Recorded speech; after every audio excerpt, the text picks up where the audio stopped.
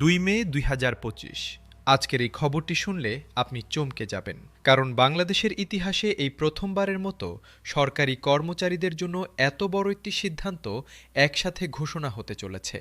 লক্ষ লক্ষ পরিবারের ভাগ্য আজ বদলে যেতে পারে, তাই শেষ পর্যন্ত মনোযোগ দিয়ে দেখুন, একটি তথ্য মিস করবেন না। আজ ২ মে সকালে অর্থ মন্ত্রণালয় থেকে যে খবর এসেছে তা রীতিমতো চাঞ্চল্যকর। নতুন বাজেটে সরকারি চাকুরিজীবীদের জন্য ১০০% পেনশন সুবিধা চালু করার ঘোষণা এসেছে। একই সাথে গ্রেড কাঠামোতে আনা হচ্ছে বড় ধরনের পরিবর্তন। এই দুটি সিদ্ধান্ত একসাথে ঘোষণা হওয়া মানে বাংলাদেশের সরকারি চাকরি ব্যবস্থায় একটি নতুন যুগের শুরু। কিন্তু এই সিদ্ধান্ত কেন এলো, কিভাবে এলো এবং এর পেছনে কি কি ঘটেছে সেই পুরো গল্পটা আজ আপনাদের সামনে তুলে ধরছি। প্রথমেই বলি সমস্যাটা কোথায় ছিল। ২০১৫ সালে যখন সর্বশেষ বেতন স্কেল ঘোষণা হয়েছিল, তখন একটি গুরুত্বপূর্ণ বিষয় অনেকের নজর এড়িয়ে গিয়েছিল। সেই বেতন স্কেলের কাঠামোটা এমনভাবে তৈরি হয়েছিল যে উপরের গ্রেডের কর্মকর্তারা যতটা সুবিধা পেতেন, নিচের গ্রেডের কর্মচারীরা ততটা পেতেন না। সহজ ভাষায় বলতে গেলে, যে মানুষটি সকাল থেকে রাত পর্যন্ত মাঠে কাজ করতেন, যিনি ঝড় বৃষ্টিতেও দায়িত্ব পালন করতেন, তিনি পেতেন সবচেয়ে কম। আর যিনি শীতাতপনিয়ন্ত্রিত কক্ষে বসে কাজ করতেন, তিনি পেতেন সবচেয়ে বেশি। এই বৈষম্যটা ধীরে ধীরে এত প্রকট হয়ে উঠেছিল যে আর চেপে রাখা সম্ভব হচ্ছিল না। পে কমিশনের চেয়ারম্যান জাকির আহমেদ খান সম্প্রতি এক বৈঠকে স্পষ্টভাবে বলেছেন, বাংলাদেশের নিম্ন গ্রেডের কর্মচারীরা দীর্ঘ সময় ধরে অর্থনৈতিক বৈষম্যের শিকার হয়ে আসছেন।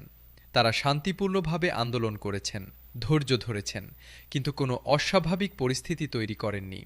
এই ধৈর্য এবং শান্তিপূর্ণতার জন্য প্রধানমন্ত্রী তারেক রহমান স্বয়ং তাদের প্রশংসা করেছেন, এবং সেই প্রশংসা আজ শুধু কথায় সীমাবদ্ধ থাকেনি, এসেছে কংক্রিট সিদ্ধান্ত হিসেবে। আজকের বৈঠকটি ছিল অত্যন্ত গুরুত্বপূর্ণ। অর্থ উপদেষ্টা, পরিকল্পনা উপদেষ্টা, পে কমিশনের সদস্যরা এবং সচিবরা একসাথে বসেছিলেন। সেই বৈঠকে কর্মচারীদের বেতন বৃদ্ধির চূড়ান্ত তালিকা নিয়ে বিস্তারিত আলোচনা হয়েছে। প্রতিটি গ্রেডের কর্মচারীদের বর্তমান অবস্থা, তাদের চাহিদা এবং রাষ্ট্রের সামর্থ্য, এই তিনটি বিষয় মাথায় রেখে সিদ্ধান্ত নেওয়া হয়েছে। সবশেষে প্রধানমন্ত্রী তারেক রহমান নিজে সেই সিদ্ধান্তগুলো চূড়ান্ত করেছেন এবং ঘোষণা দিয়েছেন।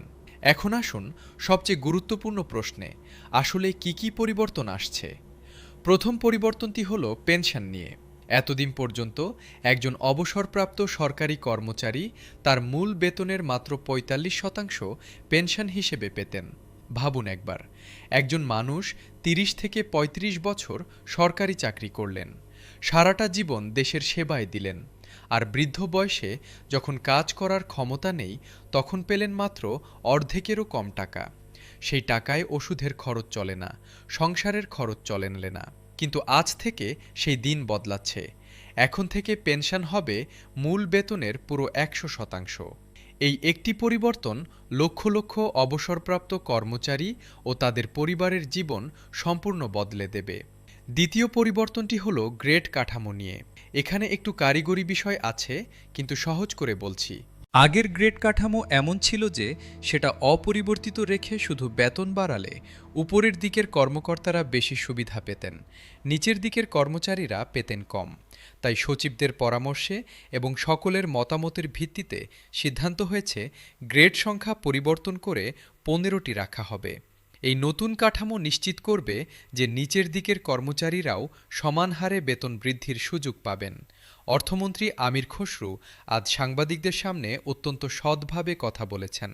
তিনি বলেছেন, বাংলাদেশের অর্থনীতি এই মুহূর্তে কিছুটা চাপে আছে। বিশ্ববাজারের অস্থিরতার প্রভাব এসে পড়েছে দেশের অর্থনীতিতে। এই পরিস্থিতিতে এত বড় সিদ্ধান্ত নেওয়া সহজ ছিল না। কিন্তু নিম্ন গ্রেডের কর্মচারীদের কষ্টের কথা মাথায় রেখে তাদের দীর্ঘদিনের ধৈর্যের প্রতি সম্মান জানিয়ে এই সিদ্ধান্ত নেওয়া হয়েছে। এটা রাজনৈতিক সিদ্ধান্ত নয়, এটা একটি মানবিক দায়বদ্ধতার প্রকাশ। এখন একটু বাস্তবতার কথাও বলতে হবে। ঘোষণা এসেছে মানেই আগামীকাল থেকে সব বদলে যাবে এমন নয়। এই সিদ্ধান্তগুলো বাস্তবায়নের জন্য কিছু ধাপ পার করতে হবে।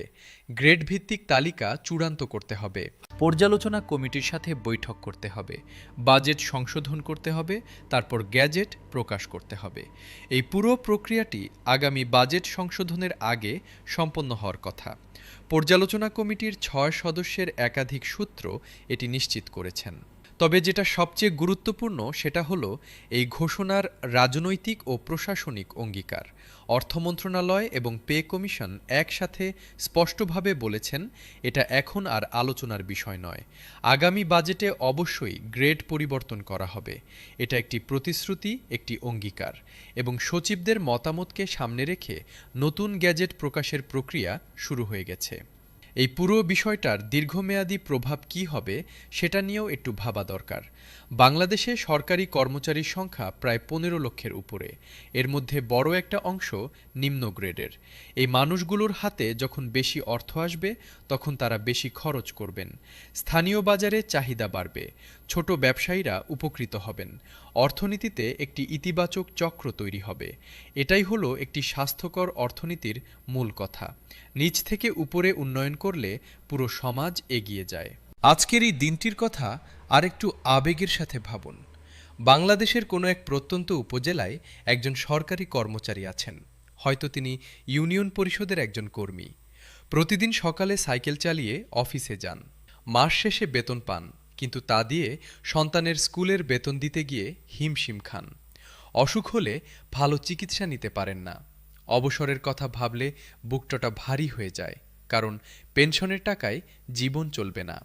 আজকের এই ঘোষণা সেই মানুষটির জন্য। আজ তার মুখে একটু হাসি ফোটার দিন। ২ মে ২০২৫ নবম জাতীয় বেতন স্কেলের পথ আজ থেকে উন্মুক্ত হল। ১০০% পেনশন এবং ১৫টি গ্রেডের নতুন কাঠামো নিয়ে বাংলাদেশের সরকারি চাকরি ব্যবস্থায় শুরু হতে চলেছে একটি নতুন অধ্যায়। এই অধ্যায়ে কতটা পরিবর্তন আসবে, বাস্তবায়ন কতটা দ্রুত হবে সেটা সময়ের সাথে জানা যাবে। কিন্তু আজকের এই পদক্ষেপ যে সঠিক দিকে নেওয়া হয়েছে সেটা নিয়ে কোনো দ্বিমত নেই। লক্ষ লক্ষ মানুষের দীর্ঘ প্রতীক্ষার অবসান ঘটতে চলেছে, আর এই মুহূর্তটাই হলো আজকের সবচেয়ে বড় খবর।